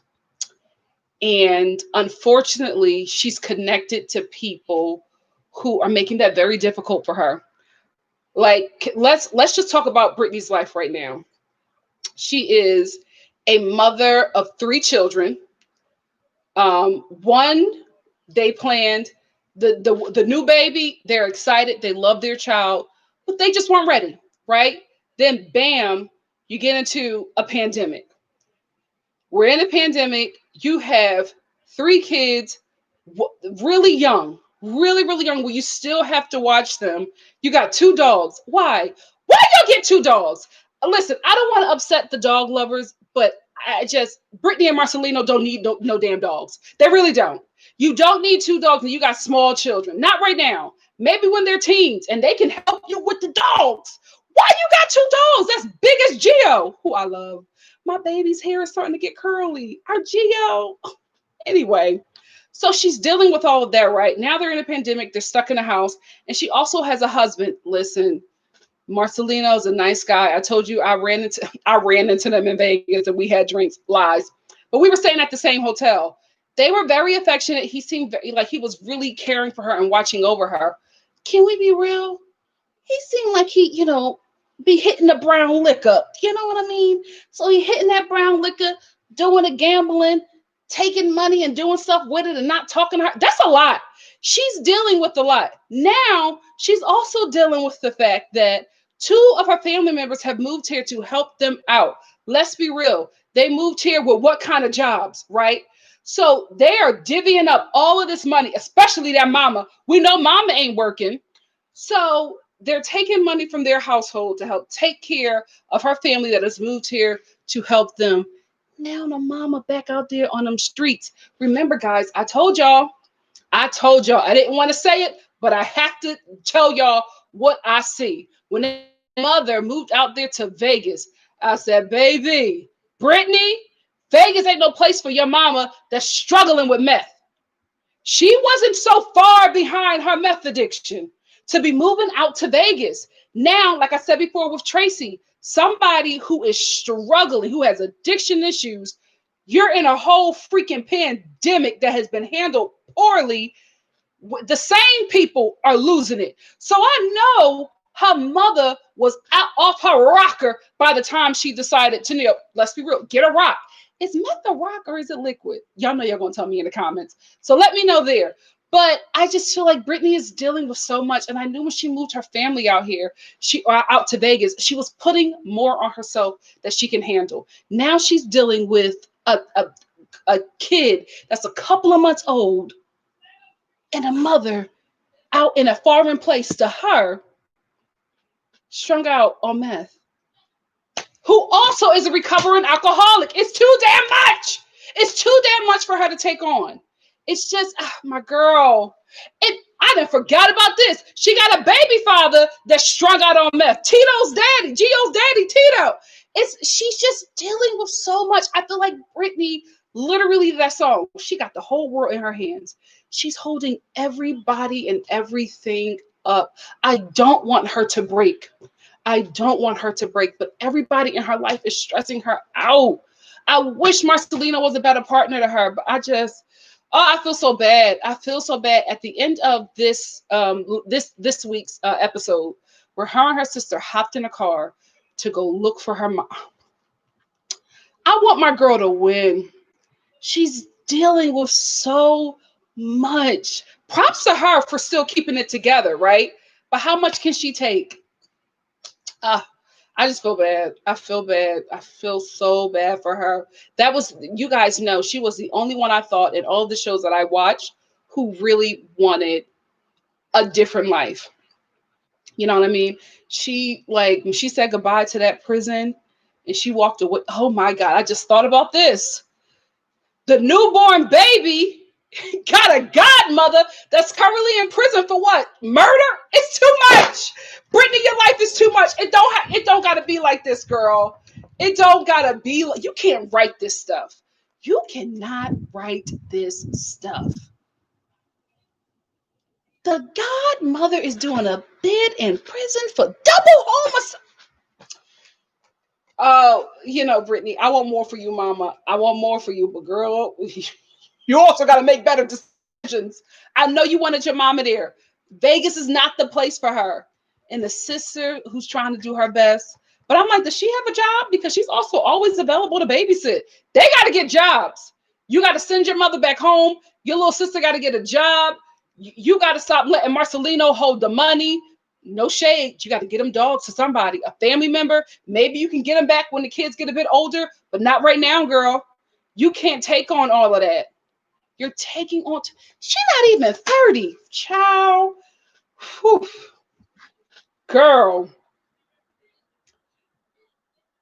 So yeah, so next week's episode, we're probably going to see her mom. They're probably going to find her mom, and we're going to see her. Because remember, there was a scene, a clip in the trailer where Brittany found her mom, and she was like in a corner, and her nose was like bloody red.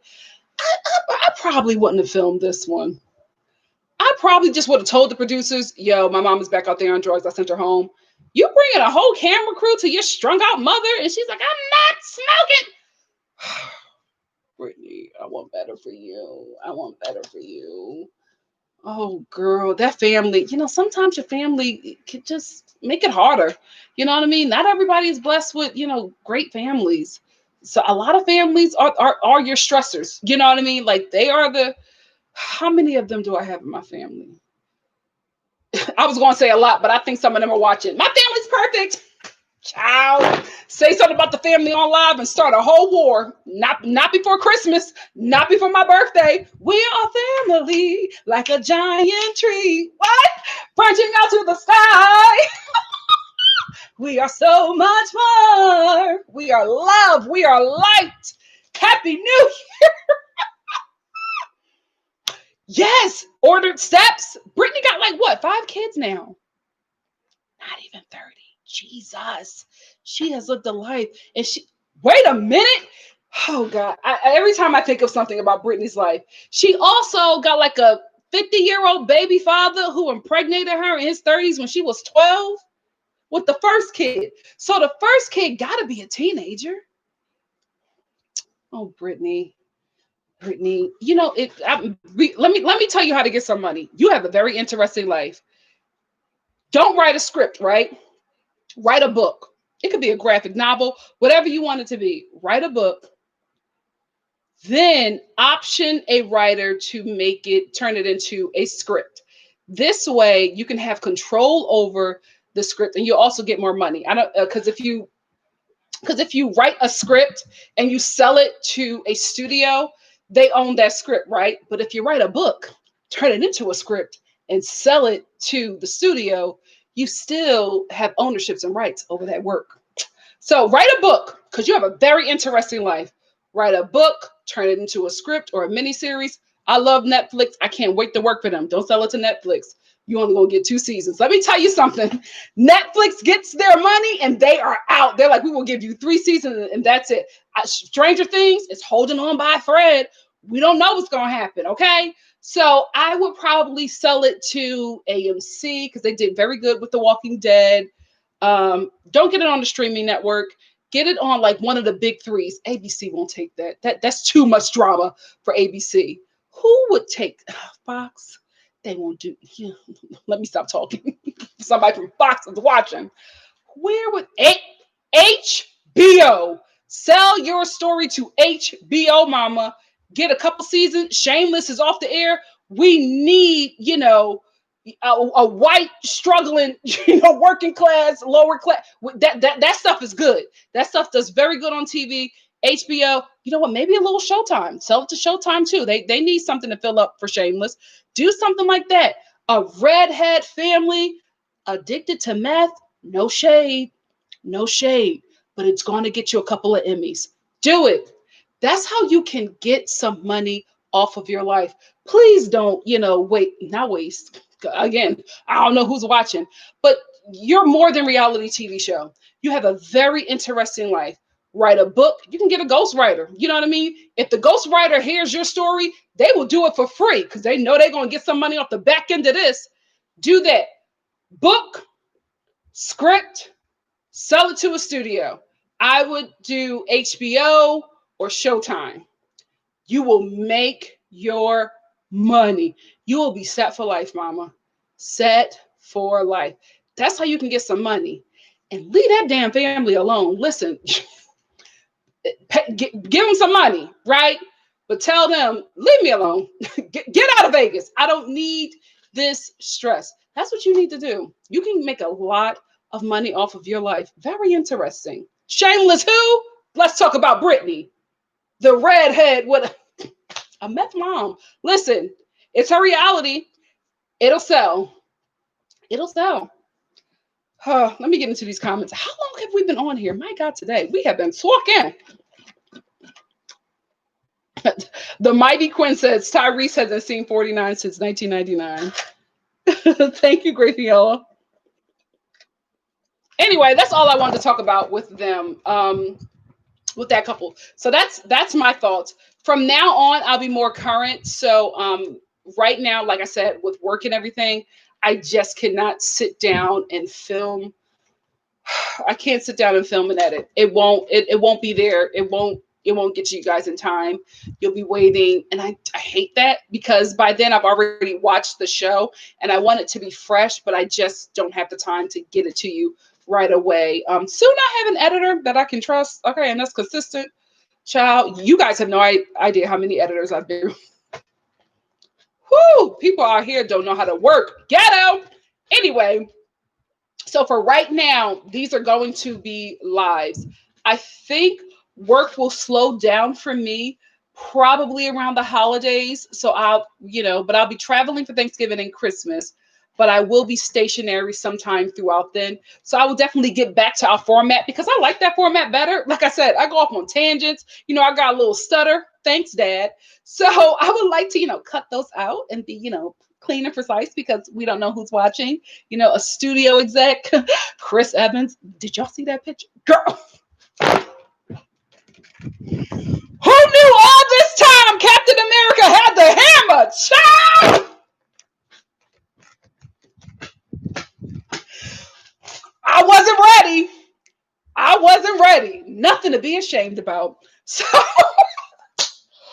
I get on here and I get so comfortable with you guys. I be saying stuff and I watch it later like, Nikki, why did you say that?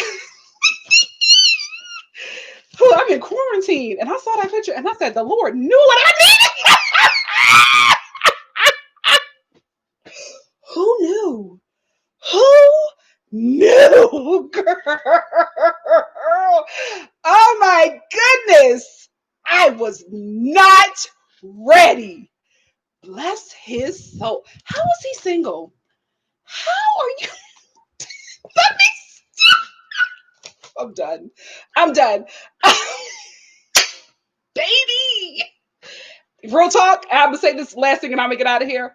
I have been checking his Instagram stories ever since. On a daily basis.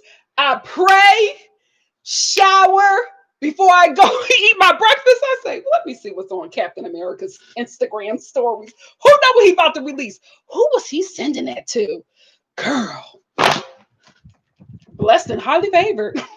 Anyway, a mess. I'm going to regret saying all of this. Anyway, so tomorrow I'm going to do child. I can't get myself together because I'm thinking about it. Whew.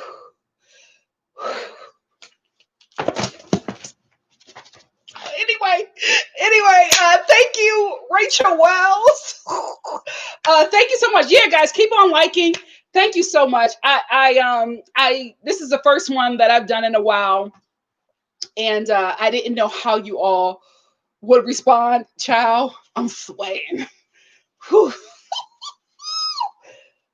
So I didn't know how you guys would respond to it, but you guys, I'm so thankful. I am so thankful. We got 332 people in here, got 190 likes. I've been on here running my mouth for an hour, almost 2 hours, and you guys have stayed consistent. And the hammer's on the brain. Yes, it is, Missy B. Listen, we all needed that. You know what I mean? He knew exactly what the world needed. Thank you for your service. So I'm thankful. I really, really am thankful for the support. So tomorrow I will be doing 90 Day Fiance, Happily Ever After. I'll talk about that, and then I'll give you guys my notes from 90 Day Fiance the other way. Wrap that up. Because like I said with Love After Lockup and Life After Lockup, what happened is, listen, I can't even breathe. The effects of a Jesus. So what I was saying about that is, what the same thing, COVID, thank you, Sarah. So with COVID, the same thing happened with this show, and a lot of people are international, so a lot of productions had to shut down. So that's the same thing with them. COVID shut them down, and they needed to take a break. Now that things are opening back up, they can get more one-on-one in studio confessionals. So that's why they took a break, because they needed to edit things and film new stuff. So that's why the other way took a break. But I did have a few things that I wanted to talk about concerning that last episode for the mid-season break. And so I want to talk about that tomorrow. A lot of you guys said that like 4 p.m., like 2 to 7 p.m. is a good time for you guys, West Coast time. So I'm either going to do it at 2 p.m. or 4 p.m. And no, you know what? I'm not. I just thought about it. I'm not going to do it because I want to watch the most recent episode. Sorry, changed my mind. So tomorrow's live will be Happily Ever After, last week's episode, and the current one that we just watched. So I'll watch that and I'll hop on live. That'll probably be at about 7:30. And then for the sake of time, I'm going to do a Real Housewives of Potomac live later that night, because I know when I get into the week, I just don't have the time. So I'm going to do that. And then Monday, I'll do the other way, because I'm also going to be doing lives for Real Housewives of Beverly Hills and New York. Can you believe they got Denise off that show? Cow did it again. I can't wait to talk about that. So yeah, so look for 90 Day Fiance the other way, and BH, Real Housewives of Beverly Hills and New York on Monday. On Sunday will be 90 Day Fiance Happily Ever After and the Real Housewives of Potomac. That will be 7:30 p.m. West Coast time, which is 10:30 East Coast time. And then I'll do another one for Potomac at 10:30. So that would be 10:30 East Coast, 1:30, 10:30 West Coast, 1:30 East Coast. So I hope you guys join me there. Thank you so much. This was fun. I had a really good time, and I can't wait to do it again. You guys are so. Like I said before, I like how I do, my other videos, because I can edit and cut out things. But this was fun. This was fun. I had a good time. A gullible girl said, "Who was Chris Evans?" Girl, Google, Google, child. I wasn't ready. I wasn't ready, but now I am. Let me stop. Let, for John, watch this and think I'm cheating on him. Anyway, guys, let me get out of here so I can eat something and get prepared for tomorrow. If you guys watch 90 Day Fiance, I will see you then. If you watch Potomac, I'll see you later Sunday night. And yeah, we're gonna keep this going until I can get stationary, and commit like to the time that I used to do. Until then, this will be our new format. I hope you enjoy. Thank you so much. I had a good time. I love you guys. Bye. Oh, I got y'all Googling. Forgive me. Forgive me. God, listen, ordered steps, don't Google. Don't you dare Google that man. Because just by your name alone, I know you sanctified. Bye, guys.